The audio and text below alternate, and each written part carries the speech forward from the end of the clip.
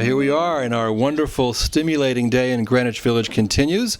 This time we're now in the West Village, in the home of Jean-Louis Bourgeois, the noted activist and writer, who is the son of Louise Bourgeois, who is probably the most famous sculptor in history, and definitely in American history and world history. She was a surreal sculptor, died a few years ago at the age of 98, and also... Last year, I'm sorry.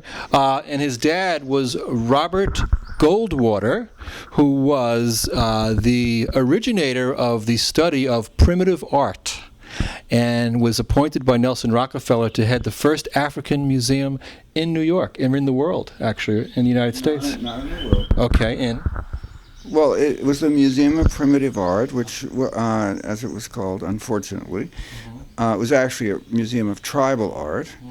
Nelson Rockefeller and his mother had a large collection of tribal art, and so they decided to turn their collection into a small museum, which was on 54th Street, kind of behind the Museum of Modern Art for many years, and the collection finally was very slowly transferred to the Metropolitan, where it is now the tribal wing there, and where there is a library, an important library on tribal art that is named for my father, the Goldwater Library, within the Metropolitan Museum. And Jean-Louis is also a relaxivist. He is the only relaxivist that I know. You should get better company. I guess I ought to, yes. And he generally has so many different amazing projects going on. I'm thinking of actually making a reality show of Jean-Louis' life, because he's one of the most interesting people I know, but he also has very substantive things to say, and his critique of American society, and in trying to make this a more cultural society. And in New York, he's sort of a throwback to the old avant-garde of intellectual culture that we are trying to revive here with our Public Voice Salon. And it was such a, I don't think it was a chance that we got together, Jean-Louis. And but you're not wearing your king's crown today, I notice. Well, I have actually. Let's see, my king. No, but I have. No, it's not wearing. I do have a king's ID, which I wear, which I have. Okay. Where is it? I don't know. I have a lot of IDs, but this one is in my role as King Harald, Kong Harald, who was a. My namesake was earlier namesake was the King of Norway, and I believe he was the father of the current Queen of Norway, who is a delightful. This, by the way, is the local queen here. Okay. What's her name? Her name is Molly. Molly. Yeah. Okay. And so her title varies depending on her mood. She's usually a queen, but at times she's an empress. Molly, the cat. Oh yes. Okay. Oh yes. Okay. Yeah. Yes. Okay. What about the giraffe? Well, the giraffe is Gigi. Okay, Gigi. Yeah, Gigi for giraffe. Okay. And I actually wrote a limerick, which is, of course, it's considered a low form of poetry, but and it's usually quite dirty. This is public access TV. We can't have any dirty. No. I wrote a clean limerick. Okay. One of the very few. Oh, okay. Right. And it's about a giraffe. Oh. So may I quote it? Yes. Okay. Recite it, rather. Okay. Now consider your gentle giraffe. Such a neck makes it great fun to laugh. It takes days of her time for a chortle to climb, and guffaws take a week and a half. Now, Jean-Louis, you live your life in a very artistic way. There's a lot of art and creativity around you. You laugh a lot.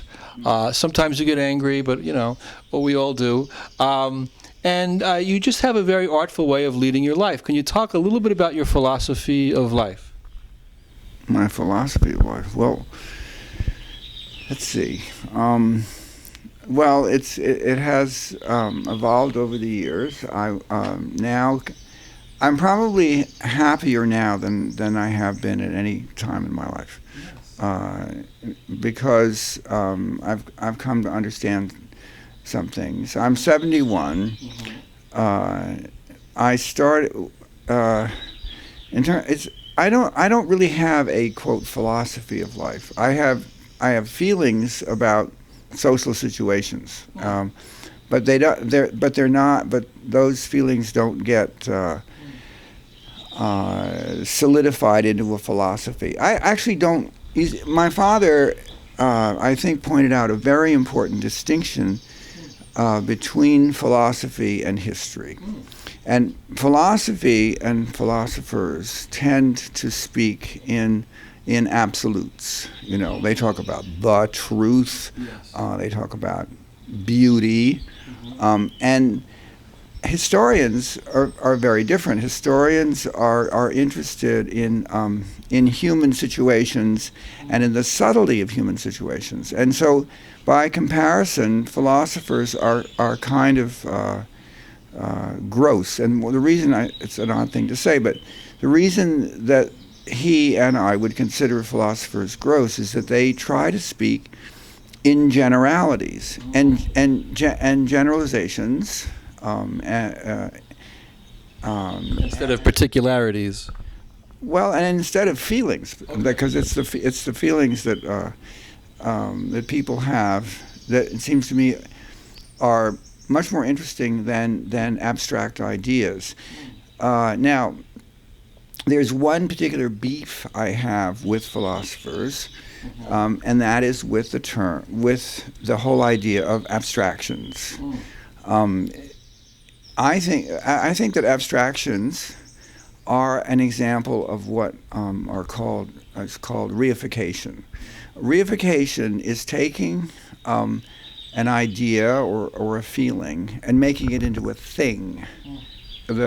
As I understand it, I'm no classical scholar, but the word re actually in Latin means thing. So reification is a way of taking feelings and turning them into abstract ideas. Now, the basic flaw in that way of thinking is that abstractions. Let's take the abstraction of beauty, for example. I don't think beauty exists. I don't think there is such a thing. I think that it's a verbal trick to use the term beauty at all. And the reason is that beauty is an improper shorthand for a process, which is an example of which, an important example is, I like X. And so if I like X, then what the philosophers do is say, well then, X is beautiful and X has beauty. That, to me, that's nonsense. What's the primary thing is, I like X can't be reduced to an abstraction. It consists of an agent, I, an actor, and a verb, like, and the object of the verb, which is I'm sorry, the subject. Let's get this right. The subject is I. the verb is like, and the object is X.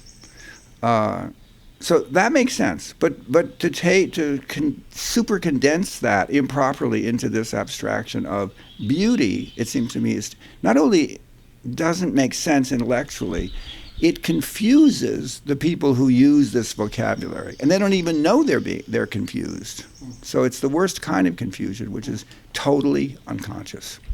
Now, Jean-Louis, I understand you also are the dean of a college that you started, Yes, okay? I'm so glad And tell us a little bit about this. Okay. I'm going to straighten my tie here to discuss this, yes, because now we're dealing with academic matters, and that's important. So first of all, and then second of all, and third of all, and so what's the next question, please? Okay. Now, in other words, this university you have.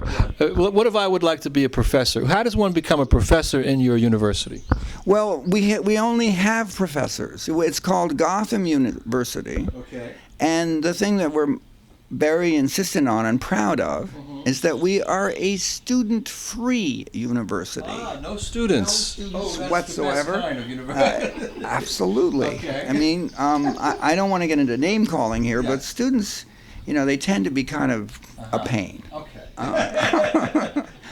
But we professors, that's Right. different, Wow. So now I have invited you to be professor. Yes. Okay. And have you chosen a field? Yes, I would like to be a full professor of media studies. It's too serious. Okay. I mean, you can. Let's see. I, for example, am a full professor, Okay. tenured, as we all are. Okay. All the professors at Gotham are tenured. I am a professor of limerick infliction. Oh, okay. Yes, and I like to think I do a pretty good job. You've had an example already, Yes, I've already inflicted a limerick on. Jean-Louis, when you look out the window and you see the beauty of this beautiful sunset here and this gorgeous views that you have over New Jersey here, the Hudson River, this kind of natural beauty, what is your response to natural My beauty? first reaction here refers to a terrible pattern that occurs here, which is that every night, every early evening, Yes. New Jersey steals our sun. Whoa. Oh my God! I had nothing to do with that, Jean-Louis. I'll try to put a good word in. The sun back. I have called attention of this problem to the governor of New Jersey, and he has ignored me, which I find very offensive. Okay. And then I've heard through the grapevine that actually, because he won't talk to me directly, that he said that as a way of excusing the fact that he in New Jersey steal the sun every night. He says that Pennsylvania steals the sun from them. Oh my goodness! This is a chain of thieves. Yes, I don't think that justifies his theft. You see, but. Jean-Louis, as a creative person, what gets you up in the morning these days? What is? I'm sorry. Is this your new crown? Is this one of your crowns? No, this is. Okay. You put your elbow right here and your weight on this poor little fellow's nose. Sorry. Who is this fellow here? He is a Quachi. A Quachi. Yes. And what is a Quachi? Quachi is a small Brazilian animal. Okay. I guess you could say this is one of my crowns. Okay. Yeah. Actually, but the crown goes with these earrings. Earrings? Wait, let me hear the earrings. Wait a minute. Now, just a second. We've got to do this right. So, could you hold this for We can't make this stuff up, folks. Okay. Okay. So this is worn like this. And then Okay. the Quachi. Okay. This is why I love Greenwich Village.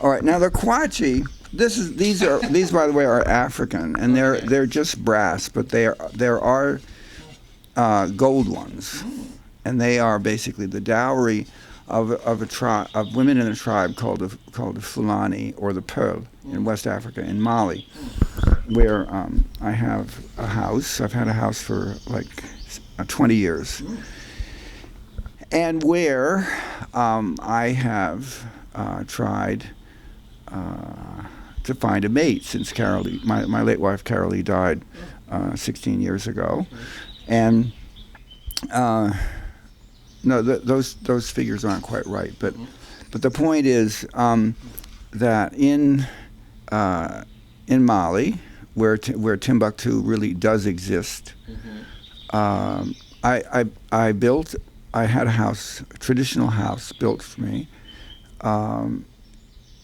I wrote a history of the Mosque of Djenné, which is Africa's greatest traditional monument. So I have been looking for a mate since Carolee died.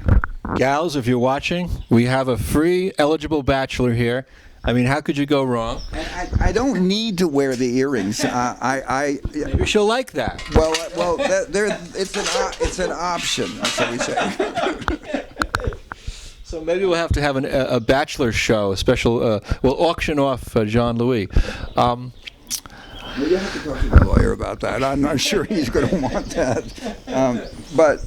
We don't have a lot of time, Jean-Louis, but if you could talk about any specific projects that are on your mind, or also the state of the country. What is your viewpoint on America? And stick to the first question. Okay. Forget America for now. We'll deal with that later in a future show.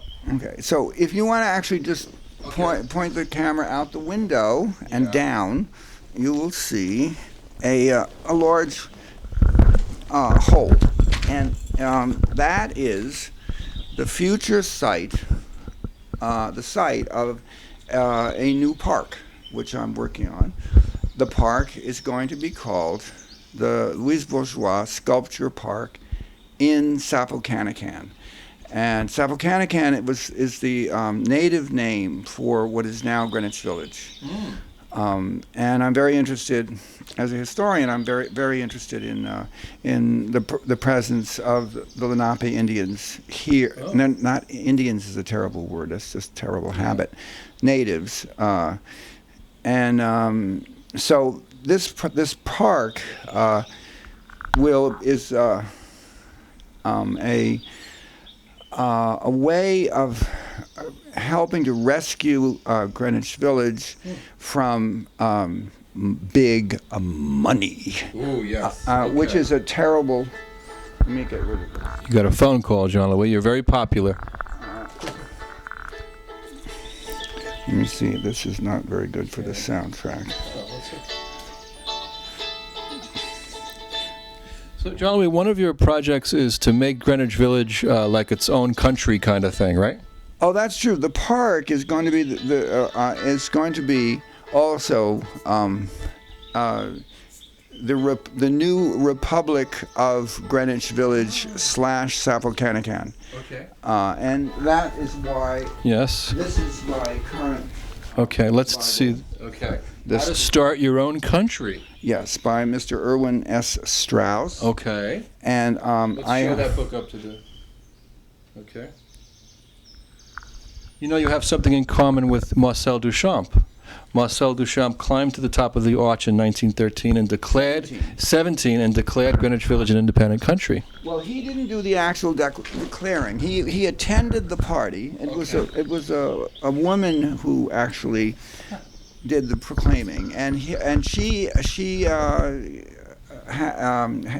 had a very interesting speech declaring the independence and of Greenwich Village, hence its secession from the Union. Okay. And her speech consisted of the same word repeated many, many times, and the word in question was whereas. Okay. And so I don't remember her name, unfortunately, but Dorothy Parker? No. No. This is not. No. Well, no. Dorothy Parker was a hero of mine. She was. By the way, she was not only a great wit. She was also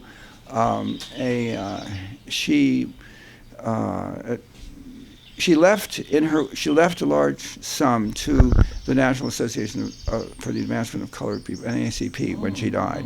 So she was an anti-racist, and a very, very interesting woman. My favorite joke that she told, her favorite quip, she arrived at a door at the same time as another woman, a rival of hers. And the rival said, trying to usher Dorothy Parker through the door, the rival said, "Age before beauty." And Dorothy Parker replied, as she went through the door, "Pearls before swine." Oh, my. Wow. Well, Jean-Louis, we only have so much time today, but we would love to have you come back as a guest. What is this Miss Liberty thing? Okay. This is the Statue of Liberty, who is dancing. Okay. And the reason that I have her here is that I married the Statue of Liberty. You did? You okay. A marriage certificate. So you're Mr. Liberty? Yes. Okay. Yes, that's correct. Okay. Which is Miss She's Miss Bourgeois, maybe. Well, we decided she didn't take my name. Oh, she didn't take your name. Oh my. No. Okay. So I Modern women. I call her Libby. Okay, Libby. Yeah, and we're by the way, when I find a human woman, Okay. Libby has agreed to retire gracefully. She'll let you go. Yeah, she'll let me go. Well, that's good to hear. Yeah. So there's no competition there. So, but as our marriage, we've been generally quite happy. Okay. But No quarreling, and once in a while. one thing that we do have a difference, which is quite painful, I think, and is that I can't stand her taste in music. Really? What is she like? She likes heavy metal. Oh, okay. Oh my. I apologize. Anyway, we're just about out of time, but Jean-Louis, we want to thank you so much for being on our show today, and we'd love for you to come back in the future and check in with you and see what you're up to in various projects, and because we could learn a lot about art and art history and aesthetics, and you have so many wonderful anecdotes. We can't fit it all into one show, so it has been a pleasure, Jean-Louis, and thank you so much for being on our show. Okay, take care. So thank you for watching tonight's show. I think it was a really good show, as Ed Sullivan would say. Really was one of my favorite shows that we've done so far, in particular with our focus on Greenwich Village, a very cultivated community in terms of the historic meaning of Greenwich Village. Of course, nowadays it tends to, move in that gentrified direction, which we try to fight, we try to resist. But in the Greenwich Village of yore, going back in time and back in history, has always been a very special place for artists, for activists, for people who are quirky and outside the box and different and, didn't quite fit into mainstream society. And it's, for me, a very nourishing and a very intellectually stimulating neighborhood. In our visit with Jean-Louis Bourgeois, a very interesting person, as you can see. He is the son of the famous surreal sculptor Louise Bourgeois, who there was a documentary film about her recently. She also used to have salons in her home where she would invite artists to come in and engage in dialogue about their art. And so she's always been one of my heroes, and to actually meet and befriend her son has really been a wonderful, special thing. But Jean-Louis in his own right is a very interesting, very creative person. He's an activist, he's a writer. He has many different projects going, as you could see there. He was also married to the Statue of Liberty, which we found out, some gossip, And also Jean-Louis is the founder of the Gotham University, and one of the great things about Gotham University is that, anybody could become a teacher at Gotham, and you teach what you want to teach. So whatever subject that you're interested in the most, Jean-Louis can confer a degree upon you, which I find very empowering, and I like to be around empowering people. I saw Jean-Louis at a birthday party for Larry Moss about 3 years ago. Larry Moss, for those of you who don't know, is very big in Democratic Party circles, in progressive Democratic Party circles, which are coming back into vogue now with the big Wall Street protests going on. And Larry, so Jean-Louis makes an entrance at Larry's party. He's wearing a king's crown and very, very, like I said, very, very quirky, very outside the box, very interesting person, one of the leading experts on Adobe architecture in the world. That's true. And somebody who would like to have come back on our show at some time in the future. So these kind of experiences, we'd like to do this more, and we'd like to invite others to come on our show as we create dialogue, as we create culture. This is, again, a cultural creative project. Okay, we want you to be a part of it. We want to highlight the remnants of our culture that exist in the past, and we also want to create a new culture, kind of, very spontaneously, make it up as we go along. And we hope that you enjoyed today's program. So thank you very much for watching. My name is John Bredin. You've been watching the Public Voice Salon. Good night.